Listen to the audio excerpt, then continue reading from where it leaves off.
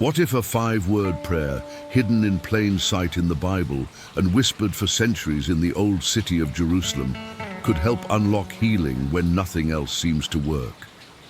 Today I'm going to show you exactly what it is, why it carries so much spiritual power in Jewish mysticism, and how to use it step by step, clearly, reverently, and without superstition, so you can pray with heart, intention, and focus for someone you love. Before we get to the words themselves, we need to understand a deeper question.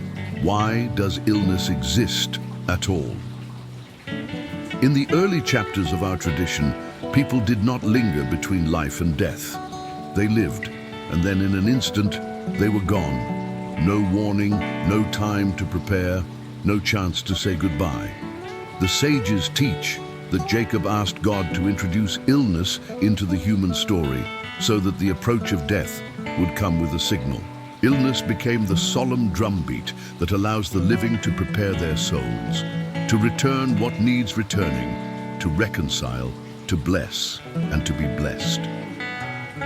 That is the surface story, but there is also a deeper one. Within Jewish thought and in Kabbalah, illness is not only a destroyer, it can be a purifier. It can be a refining fire that burns away what is blocking the soul, a wake-up call that stirs a person to look inward, to examine, to realign, to return to God. Physical pain can mirror a spiritual misalignment, like a warning light on the dashboard of the body, telling us that something in the engine of the soul is out of tune.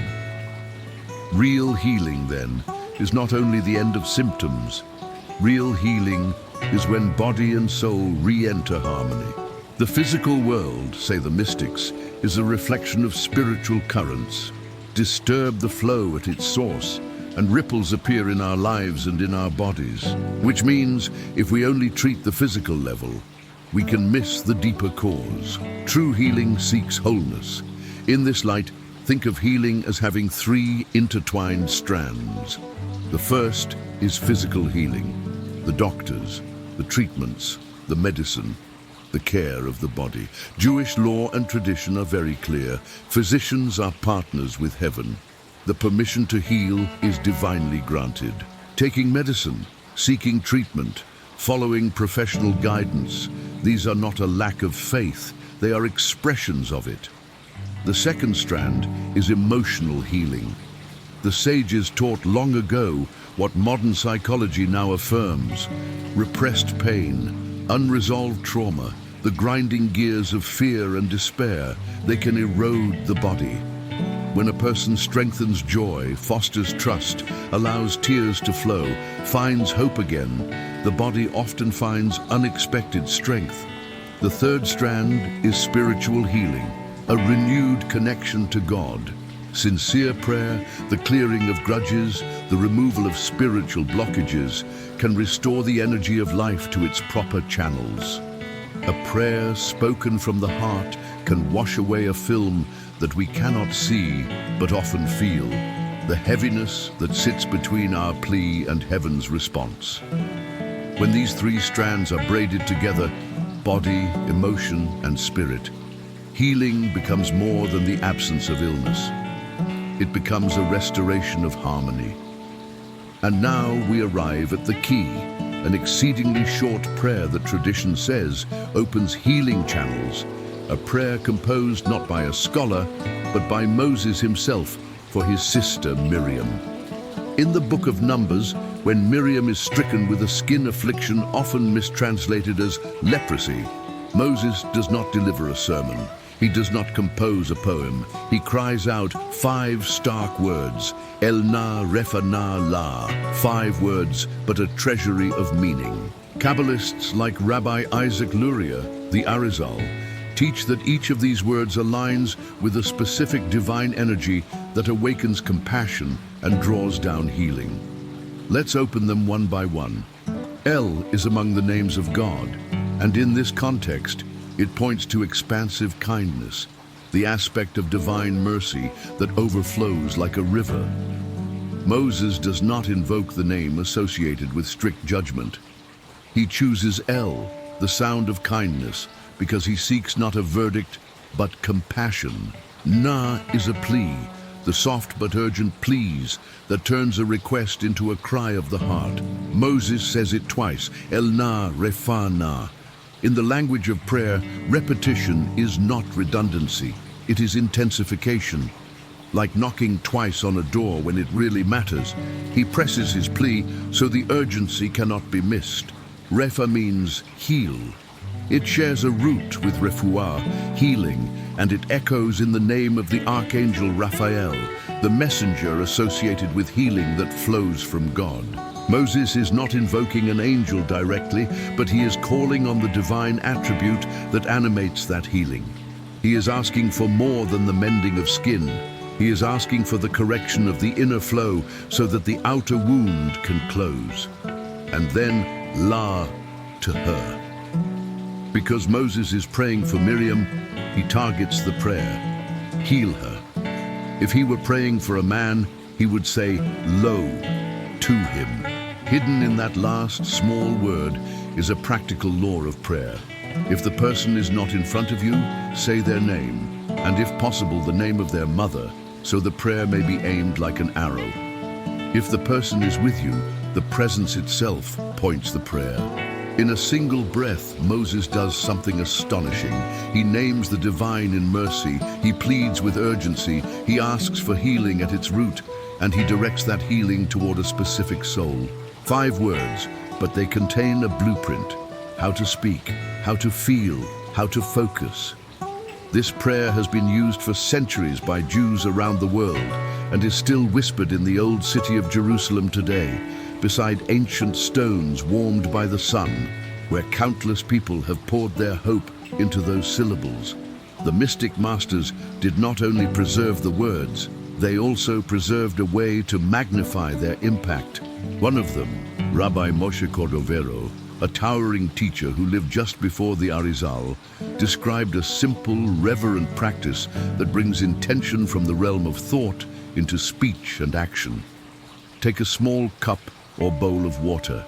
It does not have to be a lot, just enough that a person can take a sip. Stand near the person who is ill if you can. If you cannot, hold the water and hold the person in your mind. Say their name, and if possible, their mother's name. Speak the 5 words out loud. Na Refa Na La. Slowly, with Kavvanah, with focused intention, inviting mercy, urgency, and healing as you pronounce each word. Do not shout. Let your voice be steady and deliberate, as if each word is a key turning a lock. When you finish, offer the water to the person to drink. If they can take only a sip, that is enough. If they can drink more, let them. Why water? In both scripture and science, water is a medium that receives and transmits. The prophets speak of living waters that carry blessing. The sages speak of water as the vessel of kindness in the world. Even contemporary experiments suggest the physical world is not deaf to intention, that sound and speech can imprint pattern on matter. Water, simple and humble, becomes a conduit. The prayer shapes the intention touches the water touches the body. Rabbi Cordovero adds another layer. Write the 5 words on a small piece of paper, Na Refa Na La. Writing brings the idea fully into the world, from thought to form. In our tradition, the human being operates in 3 garments of the soul: thought, speech, and action. When you understand the words, thought, say them aloud, speech, and let them move the physical world by writing and by the act of drinking, action. You have aligned all 3 garments toward one aim. That alignment matters. Do this once with your whole heart, and if possible, repeat the practice daily for 7 days. 7 is the rhythm of creation, the full cycle, completeness. Each day, hold mercy, urgency, and healing in your mind. If the person is not present, speak their name and their mother's name each time. If they are present, let your presence and your gaze be the arrow. Pause here for a moment. Have you ever used a short prayer or verse as a lifeline in a crisis? Something you could whisper even when you had no strength left for long words? What was it, and what did it do for you? Share your experience below. Your story might be the exact encouragement someone else needs. And if reflections like this speak to you, tap like and subscribe so you won't miss the next deep dive into ancient wisdom with practical steps you can actually use. Now, a vital clarification. Spiritual practice belongs alongside medical care, not in place of it. The sages teach that a physician's skill is itself part of divine permission to heal.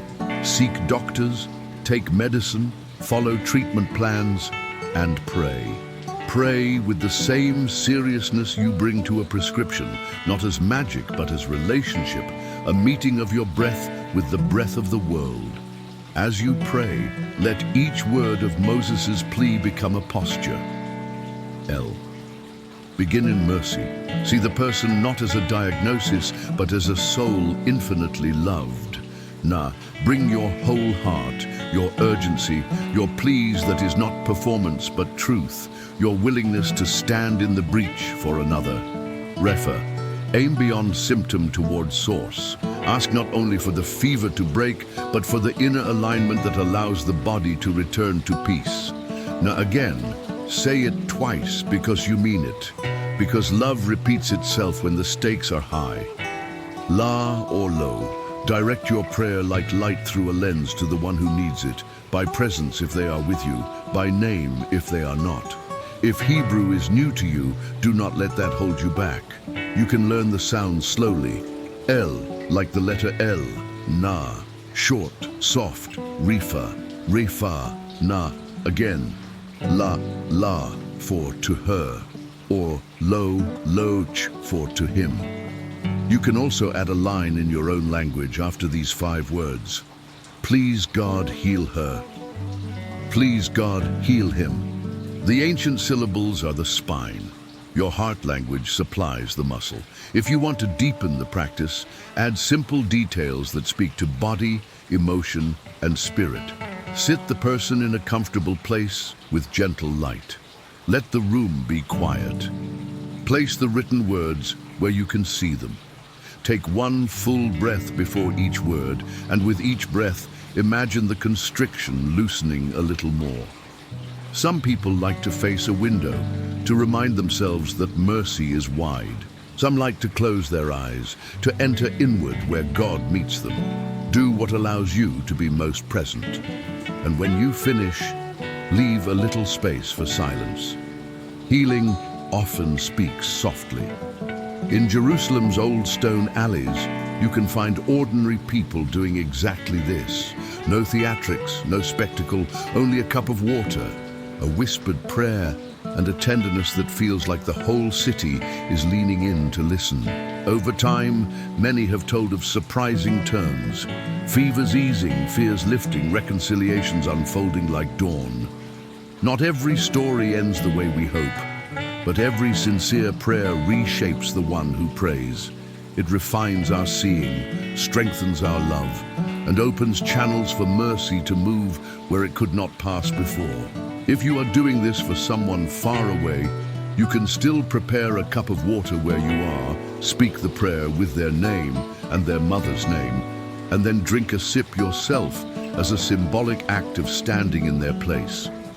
If they are able, invite them to do the same on their side. Let the 7 days become a bridge across the distance, a shared ritual of trust. And if you are the one who is ill, know that this prayer is also for you. It is allowed to ask for yourself. In fact, it is an act of faith to recognize your life as worthy of mercy. The path of these 5 words is not a technique to control God. It is a way to meet God where you are, afraid, hopeful, conflicted, determined, and to speak with the simplicity Moses chose when his love for Miriam left no room for anything but the essential. So here, one more time, slowly, as if for the first time, Na Refa Na, may the one who heals heal you. May the one whose mercy is wider than the sea bring balance to body, ease to heart, and light to soul. And may your prayer, simple and sincere, open what needs opening so that life can flow again.